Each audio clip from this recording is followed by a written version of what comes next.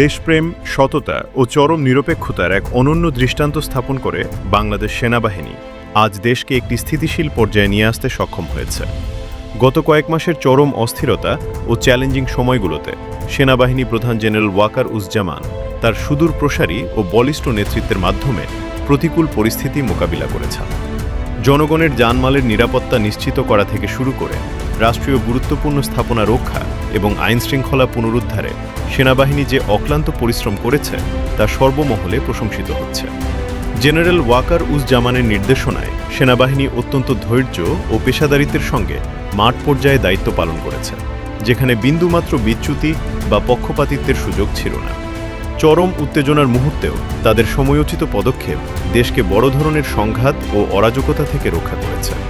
বর্তমান প্রেক্ষাপটে পরিস্থিতির লক্ষণীয় উন্নতি ঘটায় এবং জনজীবনের স্বস্তি ফিরে আসায় সেনাবাহিনী এখন তাদের নিয়মিত কার্যক্রমের অংশ হিসেবে ধাপে ধাপে ব্যারাকে ফিরে যাওয়ার প্রস্তুতি গ্রহণ করছে।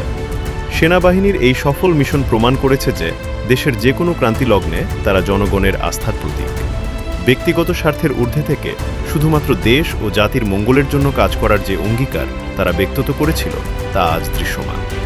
এখন একটি স্থিতিশীল গণতান্ত্রিক পরিবেশ ও প্রশাসনিক স্বাভাবিকতা বজায় রেখে পেশাদার এই বাহিনীর সদস্যরা আবার তাদের চিরচেনা সেনানিবাসে ফেরার প্রক্রিয়ায় রয়েছে, যা দেশের গণতান্ত্রিক অগ্রযাত্রায় এক ইতিবাচক মাইলফলক হিসেবে বিবেচিত হচ্ছে।